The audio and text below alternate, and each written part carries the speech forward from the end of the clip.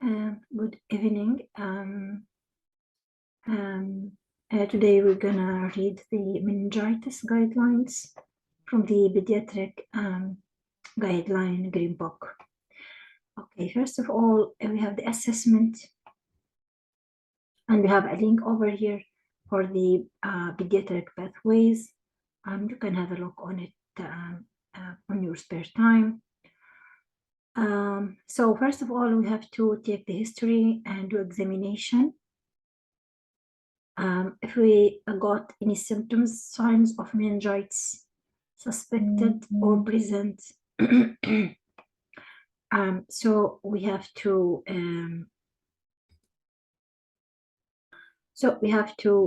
check for these symptoms and signs according to the age. We have the older age, infant, and it depends whether according to the child age.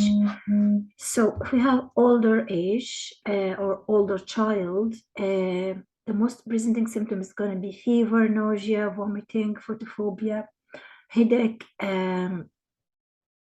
convulsion, Kearney's sign positive, Brodzonsky sign positive, and focal neurology. If the child was infant, so he may present with hypothermia, poor feeding, lethargy, irritability, apnea, bulging anterior fontanelles, specific organism, associated with specific organism, he will got rash, blanching, petechial rash. When you do glass test, it will blanch on pressure, leg pain, cold extremities, joint involvement, suppurative otitis media, head injury, TB contact. Okay.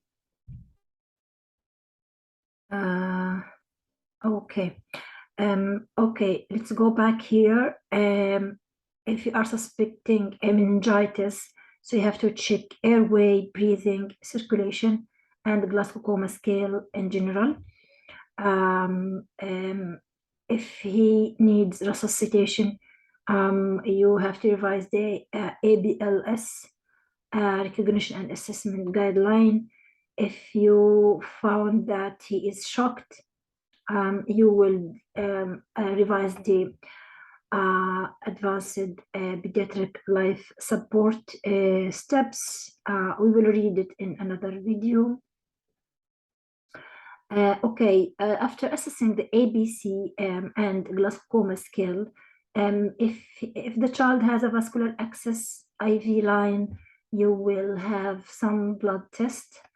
What you should do, the blood test, that's blood culture, full blood count, urea electrolyte, liver function test, lactate, glucose, CRP, coagulation screen, blood gas, meningococcal and pneumococcal PCR, procalcitonin if available, serology, store clotted specimen.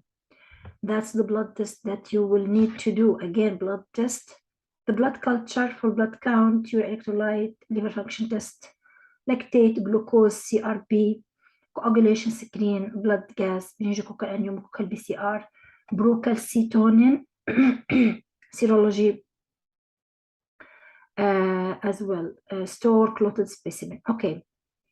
You will need to do LB within the first hour of arrival in hospital. That's if you are strongly suspecting meningitis. But we have some contraindications for the LB. If Glasgow Coma scale is than 9, if GCS 12 or less, discuss with the consultant. So for sure you will not do LB if you have GCS less than 9. If the GCS 12 or less, so you will have to discuss with your consultant. If there is shock, respiratory insufficiency, continuous or uncontrolled seizures, focal neurological signs, infection at LB site, coagulopathy, no one suspected or platelet less than 40. If not suspected, do not delay LB for results. Papilledema, do not delay LB if Van cannot be seen. Okay, so this in total, the contraindication for the LB. Again, if we have GCS less than 9, if we have GCS 12 or less, discuss with the consultant. If there is shock, respiratory insufficiency, continuous or uncontrolled seizures, focal neurological signs, infection at LB site, coagulopathy, no one suspected or platelet less than 40, and papilledema. Okay, back to the box in here. Perform delayed LB as soon as possible when contraindication is no longer present. Okay, see table 1 for volume of CSF required. Okay, dexamethasone. Dexamethasone, 0.15 milligram per kg, maximum 10 milligrams, 6 hourly for 4 days.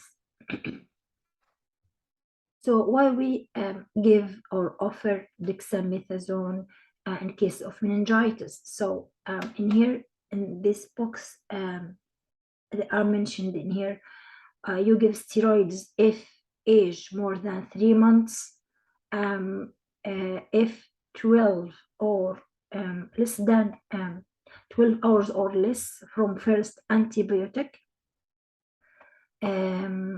TB not suspected unless on TB treatment, and LB shows frankly virulent CSF, WBCs more than 1000 per microliter, raised CSF WBCs plus protein more than 1 gram per liter, bacteria on gram stain.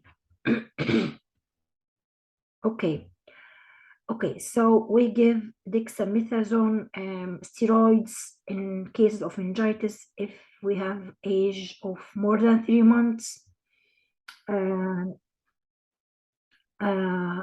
hours or less, okay, from the first dose of antibiotic. If TB not suspected unless on TB treatment, and LB show. So if TB not suspected, we can give steroids, or he is already has a TB meningitis and he already started his anti-TB treatment, and the LB puncture show show a frankly virulent CSF.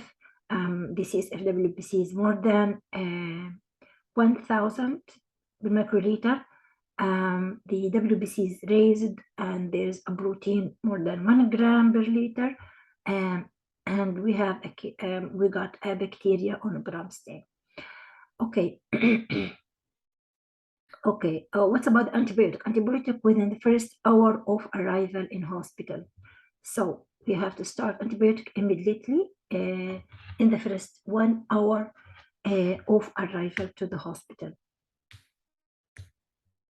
Okay, together with the LB should be done in the first hour, antibiotic in the first hour as well. Okay, so what kind of antibiotic we can give in cases of meningitis? So we have cefotaxime or ceftriaxone in high dose. Cefotaxime, that's clavuran, or ceftriaxone rucifin in high dose. Okay. If aged less than 3 months, add amoxicillin IV high dose. If recently overseas or prolonged or multiple antibiotic exposure over the last 3 months, add vancomycin.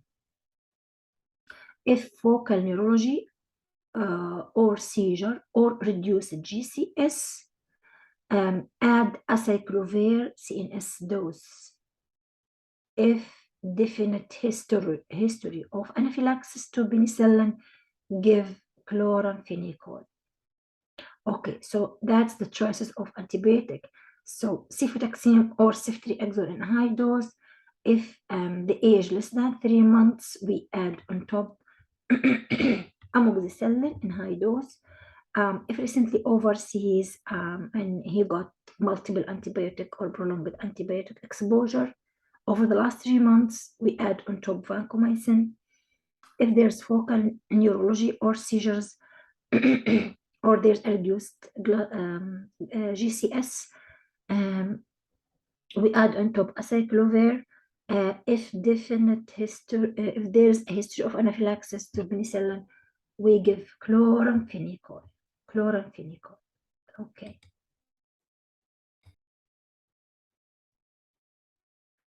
Okay, let's move to the next page. We have here the Csf specimen, how you obtain a specimen.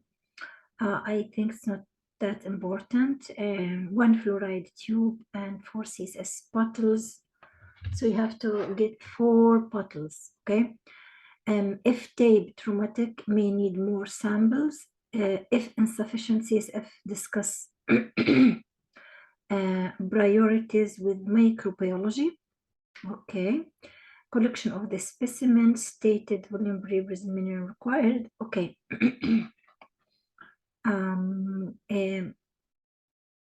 So you will send samples to the biochemistry, microbiology, virology, and cytology, and you have to save one as well. Okay, the biochemistry,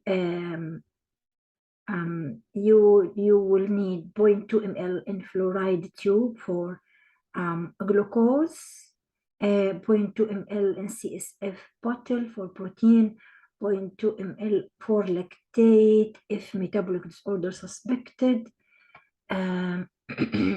Okay.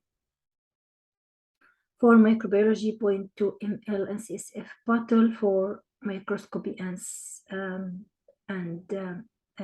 sensitivity. 1 ml for AFB TB culture and PCR if TB suspected. Okay, virology if possible viral meningitis or encephalitis. Half ml for PCR. Cytology 0.2 ml if TB suspected. To save sample for saving, it's 0.5 ml in plain bottle for additional neurology test, oligoclonal band, depending on other results and progress. Okay. We have a couple of other investigations we have to do. In here, if signs of meningococcal sepsis,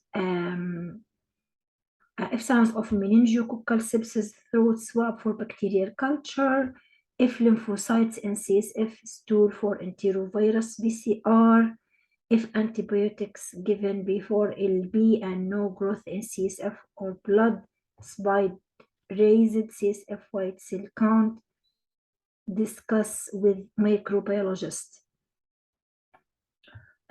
Okay, so again, the other investigations, if we have signs of meningococcal sepsis, we need to have a throat swab for bacterial culture. If we got lymphocytes in CSF, we need to do a stool to check for enteroviruses in the stool by doing PCR.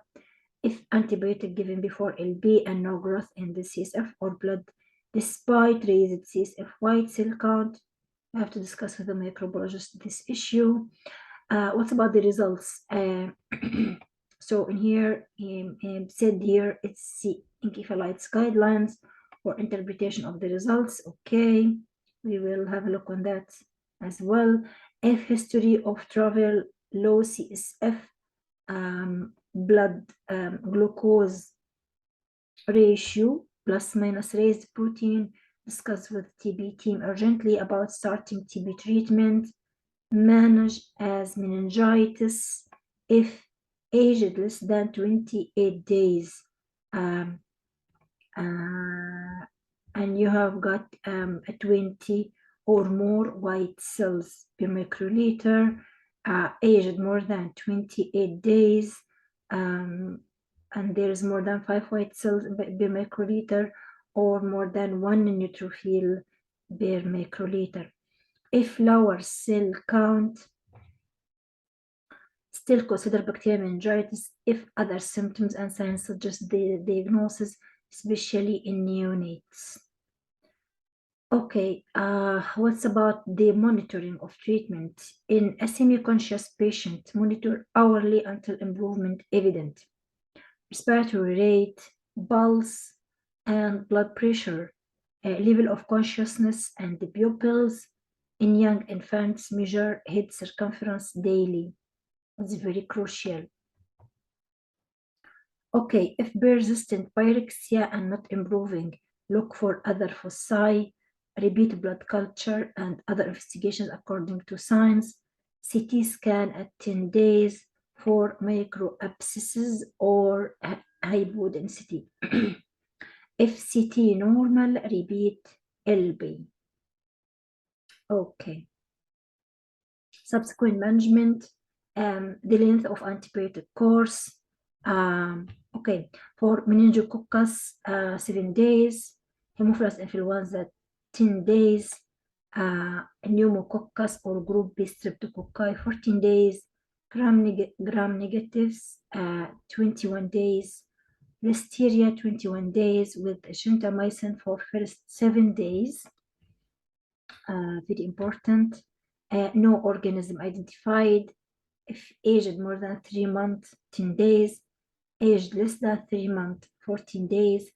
Other, discuss with pediatric infectious disease or microbiologist. Okay. What about the fluid restriction in cases of meningitis? Maintenance fluid, sodium chloride, 0.9 half saline, with glucose 5%, with potassium chloride 10 millimole per 500 ml, if not hyperkalemic. So that's what we call dextrose saline with 10 millimole potassium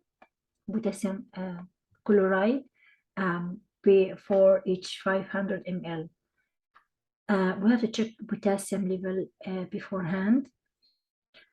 Restrict fluid to 80% maintenance if severe illness, hyponatremia, raised intracranial pressure, measure urine and plasma osmolalities daily whilst severely ill. Okay, so that's in brief. Okay, public health. Inform public health consultant of a case of suspected meningitis. So it is a notifiable infectious disease. It's the same, just like a TB that we read about it in the previous videos. TB meningitis is a notifiable disease, a TB infection in general. And meningitis as well, it's a notifiable infectious disease and food poisoning guidelines. So you have to check all that. Public Health England Department will arrange prophylaxis for close contacts. So that's the public health consultant, a public health team job. They will arrange a prophylaxis for close contacts. Meningococcal meningitis, if ceftriaxone given as treatment, eradication treatment not required for patient. Close contacts, all ages, will got ciprofloxacin single dose. Haemophilus influenza, close contact aged less than 10 years, give rifampicin oral once daily for 4 days. It's very important to know the prophylaxis. So I will repeat again. So for meningococcal meningitis, if the patient got ceftriaxone as a treatment, eradication treatment not required for the patient. For close contacts for this patient, all ages, they will got ciproflox, single dose. If the cause was Haemophilus influenza, for the close contacts less than 10 years old, they will got rifampicin, single dose, for 4 days. More than 10 years, I guess it's going to be ciproflox as well. Okay, what about discharge and follow-up? Organize formal hearing test 6 weeks after discharge from hospital. Okay, that's very important. If severely ill during admission, discuss with consultant about follow-up to monitor developmental progress. So we have here the hearing test in 6 weeks' time, in addition to the developmental assessment as well from time to time. Refer to immunology or pediatric infectious disease specialist if recurrent serious bacterial infection or family history of meningococcal disease or immune deficiency or more than one episode of meningococcal disease, more than one episode of meningococcal disease serogroup despite previous immunization. These are routinely given. Min B, aged 8 and 16 weeks. Min B and C, aged 1 year. Min ACWY, aged 14 years old. So that's the routinely meningococcal vaccine that's given on the routine UK schedule for the vaccination. So that's Min B at age 8 weeks and 16 weeks. Min B and C at 1 year. Min ACWY aged 14. That's the guidelines of meningitis for today. Thank you for watching and keep following up with my channel for more guidelines and any updated guidelines in the future. Thank you.